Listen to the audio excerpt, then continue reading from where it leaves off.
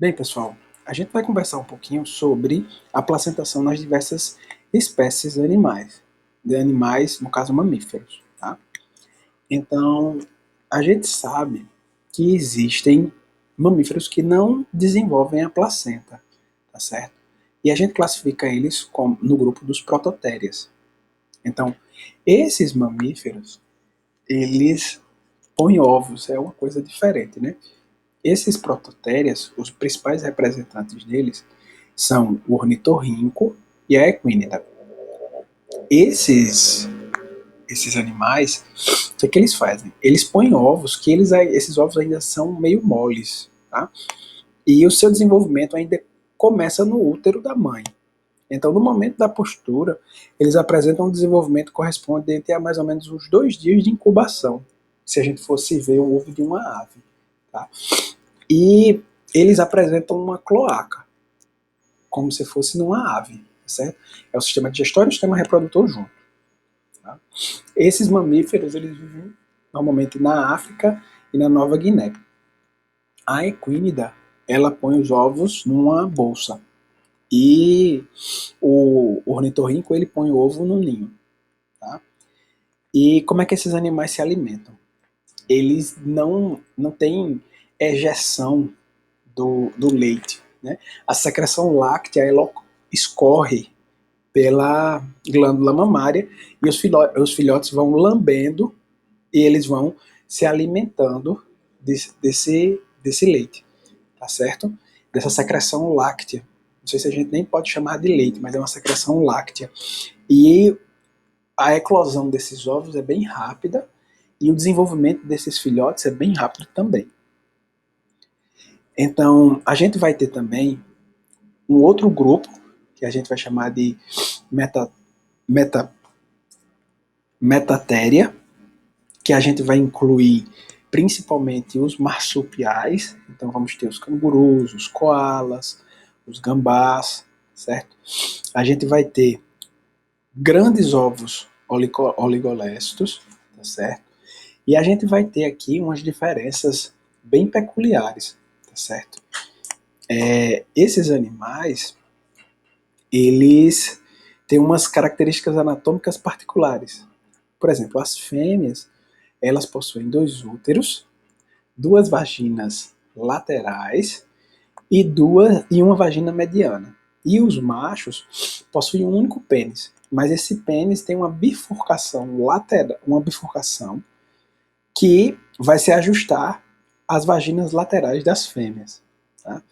Então, os embriões eles possuem um desenvolvimento com uma placenta vitelo-coriônica. Mas o que seria isso, professor? Uma placenta vitelo-coriônica.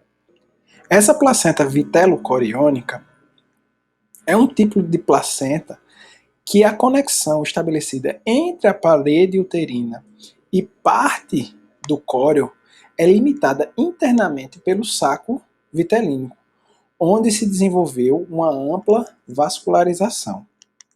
Como eu já falei anteriormente, a gente vai ver que também não há implantação do embrião no útero, tá certo? Não vai ter um contato íntimo entre as membranas do embrião e do útero. Então, o embrião normalmente ele não vai se implantar até os últimos dias da gestação, sendo que maior parte do tempo pré-natal ele vai depender de um consumo grande de vitelo, tá certo? Esse fenômeno é conhecido como lecitotrofia.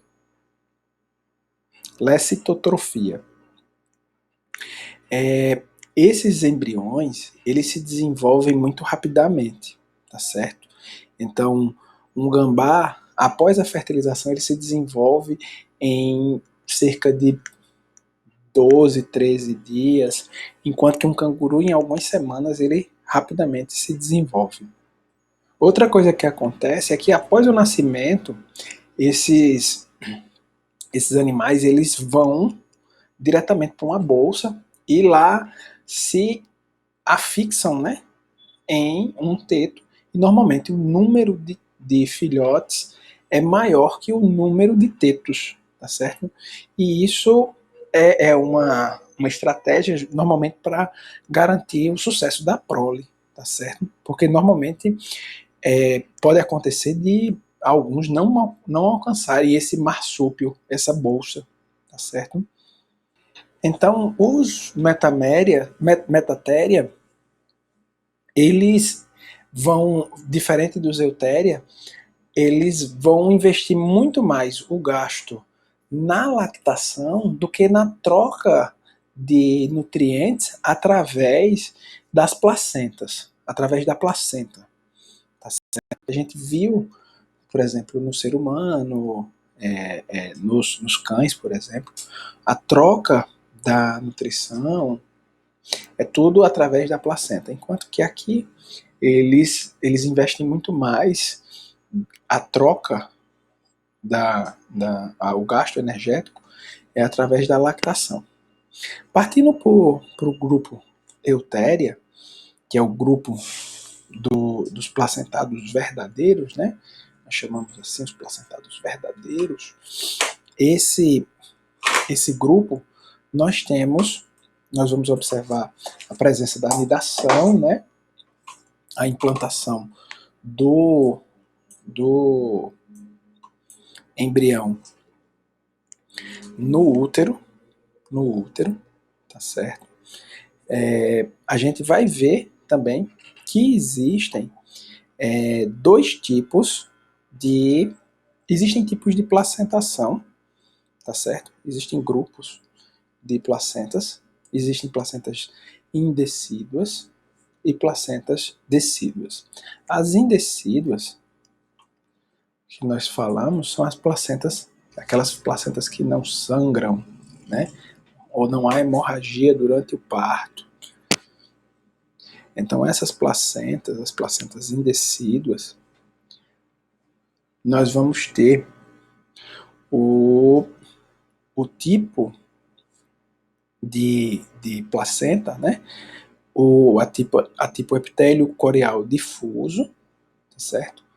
Onde o epitélio do útero ele não é danificado. Então, o córeo com as velocidades, a parede interna do útero representam um conjunto à placenta. E na hora do parto, as velocidades coriônicas elas se desprendem das pregas da mucosa uterina, desfazendo um embrincamento sem danificar a parede uterina. E o parto ocorre sem hemorragia. E essas placentas são consideradas indecíduas, tá certo? Então temos o tipo epitélio corial, do tipo difuso, que é comum, que ocorre nas éguas, nas porcas, nos elefantes, nos paquidermes e nos cetáceos, certo? Nesse caso, a alimentação do embrião é feita pelas secreções das glândulas endometriais, certo? Temos as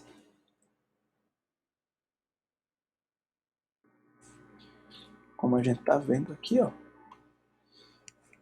Na letra A, nós temos a placenta indecídua, epitélio corial e difusa, onde a alimentação dos filhotes é feita através das glândulas endometriais. Tá? Os exemplos são a égua, a porca, os paquidermes e os cetáceos. Temos as placentas indecíduas mesocoriais, do tipo cotiledonária, certo? Que tem a formação de cotilédones, diversos cotilédones. É uma placenta um pouco mais desenvolvida e já consta a destruição de zonas do epitélio uterino. Ela é muito comum na vaca, nas ovelhas e, na realidade, em todos os ruminantes, tá certo?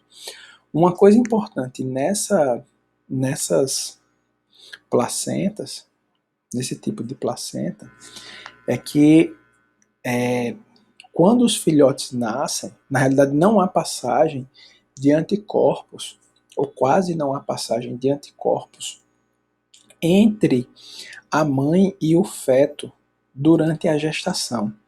Então é muito importante que quando os filhotes nascem, eles tenham acesso ao colostro. Por quê? A fonte dos anticorpos desses fetos é através da mãe.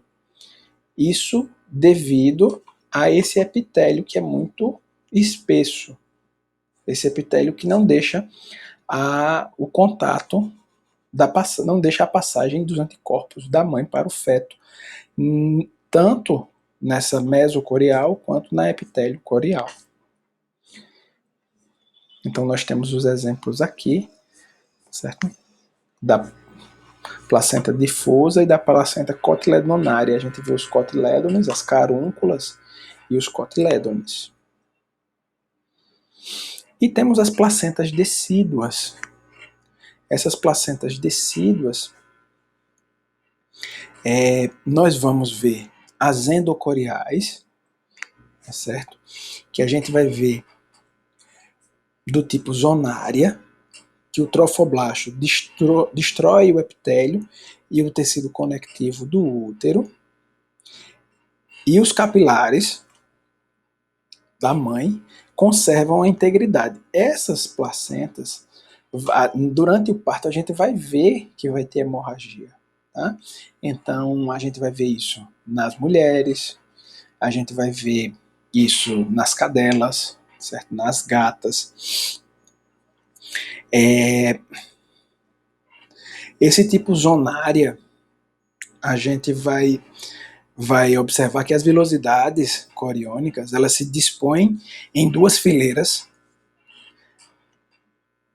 zonais ou transversais, um em cada um dos terços laterais do blastocisto. A mucosa uterina fica erodida e contata essas zonas. Cada um desses locais, os vasos maternos permanecem em contato com as vilosidades e se apresentam muito ramificadas. Normalmente, quem apresenta esse tipo de placenta, né, endocorial zonária, são as cadelas e as gatas, normalmente os carnívoros. E o tipo hemocorial discoide são os seres humanos, cuja implantação é intersticial, certo? Então o córeo inicialmente é recoberto por vilosidades e essas continuam se desenvolvendo apenas do lado oposto do lúmen uterino, constituindo o córeo viloso, relacionando com a decídua basal.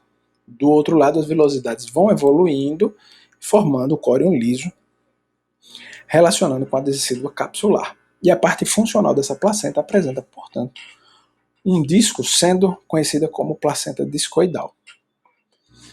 Como a gente vê, tanto os primatas quanto os humanos têm esse tipo de placenta. E a gente vê nessa imagem aí, na letra C, a placenta